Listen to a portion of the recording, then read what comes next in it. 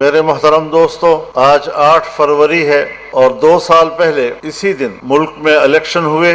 اور اس کا جو نتیجہ سامنے آیا، ملک بھر میں اس نتیجے کو مسترد کر دیا گیا، اس نتیجے کو جعلی قرار دیا گیا، اور آج جو ملک پر حکومت کر رہے ہیں ایک جعلی مینڈیٹ کے ساتھ ملک پر حکومت کر رہے ہیں۔ تو ظاہر ہے کہ جمعیت علماء اسلام ایسی حکومت میں شامل نہیں ہو سکتی، اور ہم نے اپوزیشن بینچوں پر بیٹھنے کا فیصلہ کیا اور اپوزیشن کا کردار ادا کرنے کا فیصلہ کیا۔ میرے محترم دوستو، اگر ہمارا تعلق جمعیت علماء اسلام کے ساتھ ہے تو یہ جماعت محض اقتدار کی جنگ نہیں لڑ رہی، یہ جماعت کسی دنیاوی مفادات کی جنگ نہیں لڑ رہی، اقتدار میں آنا منزل مقصود نہیں ہے، کیونکہ ہمارے ہاں ایک تاثر ہے کہ آپ حکومت میں پہنچ گئے تو جیسے آپ نے منزل پا لی۔ جمہوری اور پارلیمانی سیاست میں حکومت میں پہنچ جانا بھی آپ کے سفر کا حصہ ہوتا ہے، منزل پر پہنچنے کا نام نہیں ہوتا۔ حکومت تو آج بھی ہے،